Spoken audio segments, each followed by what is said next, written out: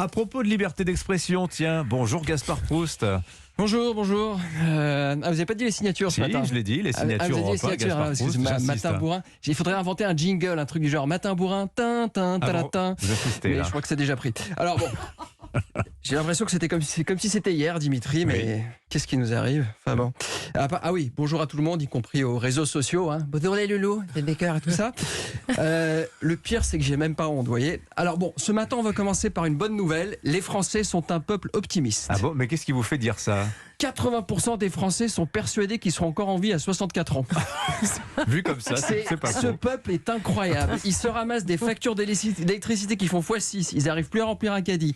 Ils savent que l'éducation nationale, éduque plus rien du tout, que les prisons sont équipées de portes de saloon, mais ils sont persuadés qu'une fois arrivés à 65 balais, ils vont se poser tranquillou dans la véranda, siroter du spritz en regardant l'heure des pros. C'est incroyable. Tu vois. Si les Français étaient vraiment pessimistes, Dimitri, ils en auraient rien à foutre de la retraite. Ouais. Ils militeraient contre. Ouais. Mais donc, c'est une réforme qui vous intéresse ou pas, Gaspard? Non, pas du tout, je m'en branle. À quelle horreur. Pinailler sur des annuités qui partiront en magazine de mots croisés en couche pour les futurinaires, franchement. Moi, ce qui me fait mal au cœur, c'est que les gens ne savent pas profiter de leur travail, vous voyez. Je veux dire, ils sont complètement déconnectés de ce qu'ils font. Oh là là, ce couplet, on l'a pas mal entendu. Dites-nous tout, pourquoi? Attendez, à la télé, j'ai vu un cheminot dire au micro d'un journaliste qu'une fois qu'il serait à la retraite, il en profiterait enfin pour voyager. Mais t'as envie de lui dire, putain, mais c'est le métier que t'es en train de faire, là. Non, mais ça me rend dingue. Non, mais putain, mais parlons de choses importantes. Que le mec, il fait un Narbonne, Carcassonne tous les jours en TER. Bon, c'est pas un papété Bora Bora, mais bon, voilà. Ça, c'est sûr. Oui, surtout que ce matin, on reçoit un invité de marque. On reçoit un invité de marque, naturally. On reçoit Richard Malka, le saint patron de la liberté d'expression, la Simone Veil du droit à l'IVG humoristique. Et en plus, c'est un jour particulier parce qu'on vient de perdre un libre penseur hier soir. Ah bon, qui ça? Noël the Great. Quel talent, putain, quelle liberté de parole. Quand je l'entends parler de Zidane, mais t'aimerais tellement avoir son avis sur l'immigration ou Hitler, tu vois, c'est le mec en roue libre. Zidane, quoi, rien à branler. Il aurait quand même pu le prendre au téléphone, comme le champion du monde. Pour lui dire quoi? Il va dire quoi, Zidane?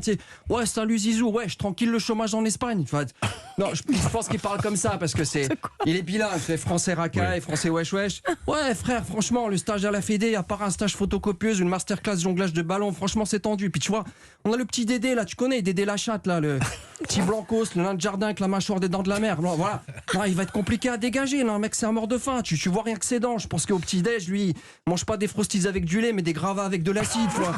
Tu as Zinedine, Zizou, franchement, va entraîner le Brésil. Tu sais, les mecs qui chialent quand ils se font tacler par une mode de pelouse. Voilà, c'est bien.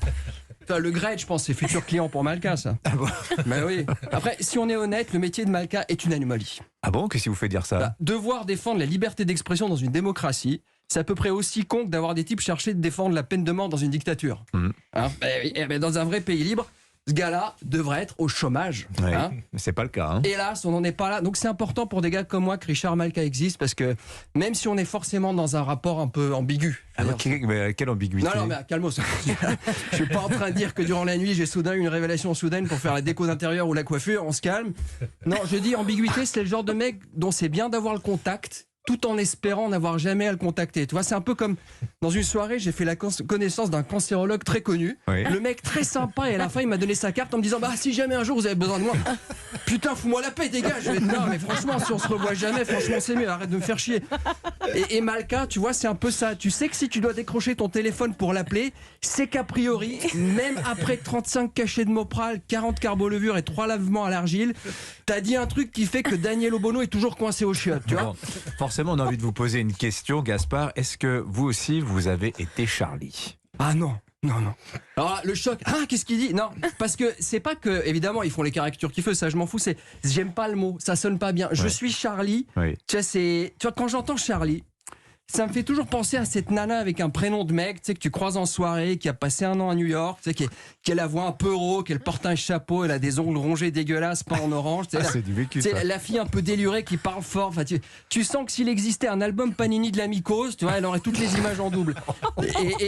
Et c'est ça qui me bloque. Il faudrait que le journal change de nom. Ah, vous avez des idées? Bien sûr, je suis toujours une force de proposition. Oui. Moi, déjà, je changerais la ligne parce que j'irais sur du sociétal, parce que je pense que la religion, c'est un peu has-been. Moi, je verrais plus un magazine satirique sur le néo-féminisme. Vous voyez, par exemple, Pouf Gadget. Ah oui, Vous pas voyez, mal, pas mal. tu vois, chaque semaine, l'actualité de l'hystérie féministe et son gadget. Cette semaine, construis toute seule ta friteuse à compost. Tu vois, semaine prochaine avec ton magazine, découvre l'incroyable rouleau de PQ en papier de verre. Vous voyez, Oui, bah écoutez, mais ça peut être un concurrent, hein, je le vois bien Voilà. comme ça. Merci Gaspard. Tiens, je signale, Gaspard, la sortie de votre livre. ah oui, c'est vrai, il faut que je fasse ma promo. J'ai sorti un super bouquin. Et ça reprend certaines de vos chroniques à l'antenne d'Europe 1 et on est très fiers. Oui, je fais que ça Si. et là. Mais c'est pas l'essentiel. Ah bon? Il est où Mais en alors? tout cas, non, on va en laisser parler de moi. Allez, Ducrot, de quoi parle-t-on ce matin?